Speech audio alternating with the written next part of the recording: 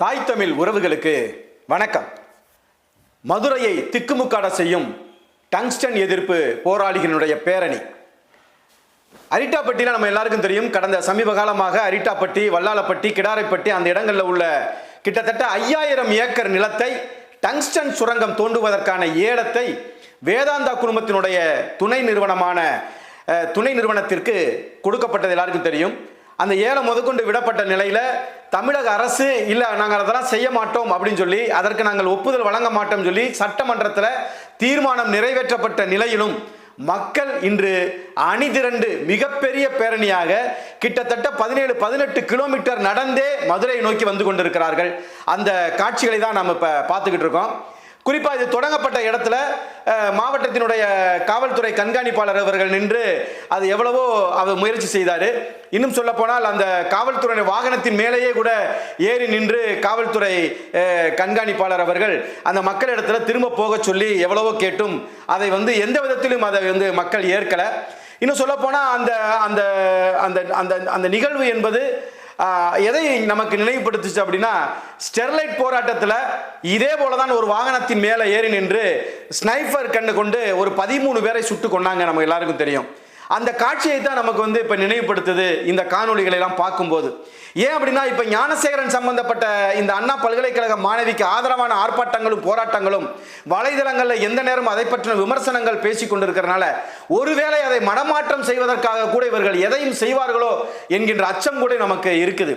ஏன்னா அந்த போராட்ட களம் என்பது அந்த 4 வழிச்சாலை, அந்த காவல்துறையோட வாகனம், அதன் மேலே நின்று கொண்டு காவல்துறையினர் நிற்பது, இதையெல்லாம் பார்க்கும்போது நமக்கு அந்த ஸ்டெர்லைட் போராட்டமும் அந்த ஸ்னைப்பர் கண்ணும் அந்த 14 உயிர்களும் தான் நமக்கு நினைவுக்கு வருகிறது. அதுவும் குறிப்பாக மகளிர் மிக அதிகமாக அதில் கலந்துக்கிட்டு இருக்காங்க. இன்னும் சொல்ல போனால் கல்லூரியில் படிக்கக்கூடிய மாணவிகள் நிறைய பேர் கலந்துக்கிட்டு இருக்கிறாங்க. அப்படி அவங்களெல்லாம் பார்க்கும்போது கூட நமக்கு ஸ்னோலின் ஞாபகம் தான் வருது. இப்படி ஒரு போராட்டம் என்பது ஏற்கனவே நடைபெற்ற பல போராட்டங்களினுடைய வன்முறை வெறியாட்டங்கள், காவல்துறையினுடைய வன்முறை வெறியாட்டங்கள், காவல்துறை செய்த கொலைகள், இதுதான் நமக்கு நினைவுக்கு வருது. இருந்தாலும் இப்படிப்பட்ட காட்சிகள் எல்லாம் நாம் ஏற்கனவே பார்த்திருந்தாலும், இப்படிப்பட்ட போராட்டங்களை எல்லாம் காவல்துறை எப்படி அடக்குவார்கள் என்று தெரிந்திருந்தும் வீரியம் கொண்டு மிகப்பெரிய அளவிலே காவல்துறையினுடைய தடுப்புகளை மீறி உடை தெரிந்து மதுரை நோக்கி வந்து கொண்டிருக்கிறது அந்த அரிட்டாப்பட்டியினுடைய அந்த டங்ஸ்டன் எதிர்ப்பு மக்கள் பேரணி என்பது. குறிப்பாக அந்த பேரணியில் நம்ம கண்ட ஒரு காட்சி ஒன்று, எஸ்பி அவர்கள் நடந்து வந்துகிட்டு இருக்காங்க, காவல்துறை கண்காணிப்பாளர் நடந்து வந்து கொண்டிருக்கிறார். ஏதோ மக்கள் எல்லாம் சரி செய்வது போல சரி செய்து கொண்டிருக்கிறார்கள் காவலர்கள். திடீரென குறிப்பிட்டு ஒரு நபரை மட்டும் தனியாக தூக்கி கொண்டுட்டு போறாங்க. இவ்வளவு பெரிய பேரணியில அந்த ஒரு நபரை மட்டும் காவல்துறையினர் எதற்காக தூக்கிட்டு போனோம்? நல்ல வேளையாக அவர்கள் யாருக்கும் தெரியாத மாதிரி தூக்குறாங்க. தூக்கிட்டு திரும்ப கூட்டத்தை சரி செய்யற மாதிரி சரி செஞ்சுட்டு அவரை தூக்கிட்டு போய் அவங்க வாகனத்தில் ஏத்த போறாங்க. ஏத்த போறதுக்கு முன்னால அதை பார்த்த மக்கள் தன்னுடைய பேரணி முழுவதுமாக அந்த திசையை நோக்கி திருப்பி வந்ததுனால அவரை காப்பாற்ற முடிஞ்சிச்சு. இது காவல்துறையுடைய ஒரு மிகப்பெரிய யுக்தி. அது என்னன்னா, ஏதோ ஒருத்தரை பிடிச்சி அவர் தூக்கிட்டு போல, ஏற்கனவே அவங்களுடைய கண்காணிப்புல இருப்பாரு. அவர் யாரா இருப்பாங்க அப்படின்னா, இப்படி தூக்கப்படுறாங்கல்ல, அவங்க எல்லாம் யாரா இருப்பாங்க அப்படின்னா, இந்த புரட்சியை முன்னெடுத்தவர்களாக இருப்பாங்க, இந்த பேரணியை ஒருங்கிணைக்கக்கூடியவர்களாக இருப்பாங்க, இந்த விஷயத்தை மக்களிடத்தில் தெல்ல தெளிவா பேசக்கூடியவங்களா இருப்பாங்க, மொத்தத்தில் மக்களுக்கானவங்களா இருப்பாங்க. அப்படிப்பட்டவங்கள தான் காவல்துறை முதல் நாளே கணிச்சு வச்சிருப்பாங்க. கணிச்சு வச்சுட்டு சரியா கரெக்டா அந்தந்த ஆளுகளை மட்டும் தூக்கிட்டு போய் வச்சாச்சுன்னா இந்த மக்கள் போராட்டத்தை ஒடுக்கிடலாம்னு நினைக்கிறாங்க. ஆனா இன்னைக்கு அப்படி இல்லை.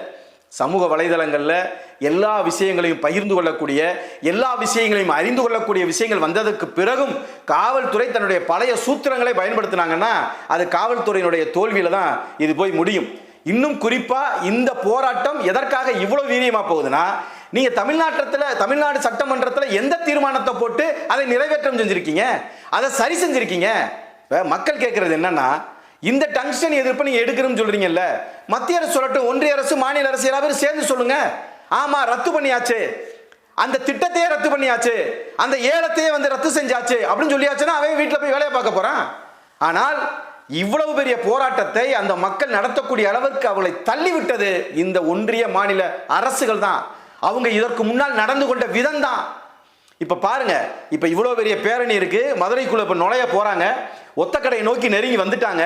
இனி மதுரைக்குள்ள போகும்போது என்ன வேணா நடக்கலாம் அப்படிங்கிற பதட்டம் கூட இருக்குது. ஏன் அப்படின்னா என்னைக்குமே இந்த அரசியல் ஆளுமைகள், இந்த அரசுகள் என்ன செய்யும்னா, ஒரு கோடுக்கு பக்கத்தில் அந்த கோடை சின்னதாக்கணும்னா பக்கத்தில் ஒரு பெரிய கோடை போடுற மாதிரி இன்னைக்கு எதையாவது ஒன்று செஞ்சுட்டு இந்த ஞானசேகரனுடைய இந்த பேச்சை மழுங்கடிக்கிற விதமா செய்யலாம். ஏன்னா இப்ப நம்ம ஆம்ஸ்ட்ராங்கை பத்தி பேசணுமா? ஆம்ஸ்ட்ராங்கை பத்தி தான் பேசிக்கிட்டே இருந்தோம். இப்ப நம்ம ஆம்ஸ்ட்ராங்கை விட்டுட்டோம். இப்ப ஆம்ஸ்ட்ராங் விட்டுட்டு எங்க வந்துட்டோம்? அண்ணா பல்கலைக்கழக மாணவி ஞானசேகரனுக்கு வந்துட்டோம். இப்ப அதை மறைக்கிறதுக்கு சின்னதா ஒரு துருப்புச்சீட்டு என்ன போடுது? இன்னைக்கு திமுகவினுடைய கண்டன ஆர்ப்பாட்டங்கள் எல்லா இடத்துலையும் தமிழ்நாட்டில் ஆள்றது யாரு? தமிழ்நாடு அரசு. கண்டன பொதுக்கூட்டம் நடத்துறது யாரு? திமுக அரசு. ஏன் எல்லாரும் நம்மளை எதிர்த்து ஆர்ப்பாட்டம் நடத்திக்கிட்டு இருக்கான். அப்ப நம்ம எதையாவது ஒரு காரணமா வச்சு நம்ம ஏதாவது ஒரு ஆர்ப்பாட்டத்தை நடத்திட்டோம்னா 10ஓடு 11 கலந்து போயிடலாம் அப்படின்ட்டு இன்னைக்கு ஆளுநரை எதிர்த்து இவங்க இன்னைக்கு கண்டன ஆர்ப்பாட்டம் பண்றாங்களா? யாரு? திராவிட முன்னேற்ற கழகம். இதெல்லாம் எதை காட்டுதுன்னா, மக்களை திசை திருப்புவது. பேசப்பட்டு கொண்டிருக்கக்கூடிய ஒரு செயலை, ஒரு சொல்லை, ஒரு விமர்சனத்தை தவிர்ப்பதற்கு இவர்கள் எது வேணாலும் செய்வார்கள்.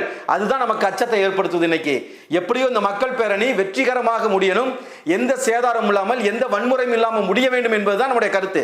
இதே போலதான் தூத்துக்குடியில மக்களை முதல்ல வரவிட்டாங்க, உள்ளுக்குள்ள பேரணிக்கு அனுமதிச்சாங்க, மாவட்ட ஆட்சியர் அலுவலகம் வரைக்கும் வர வச்சாங்க, எல்லா வேலையும் செஞ்சாங்க.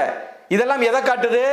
இப்ப நமக்கு டங்ஸ்டன் எதிர்ப்புங்கிறது ஸ்டெர்லைட் எதிர்ப்பு நடந்த பேரணியை ஒத்துப்போக வைக்குது. அதே மாதிரி 4 வழிச்சாலை, அதே போல லேசா தடுக்கிற மாதிரி காவல்துறை தடுக்குது, ஆனா பேரணியை அனுமதிக்குது, உள்ள வரவிடுது. அப்படிங்கிறப்ப நமக்கு ஸ்டெர்லைட் தான் நினைவுக்கு வருது.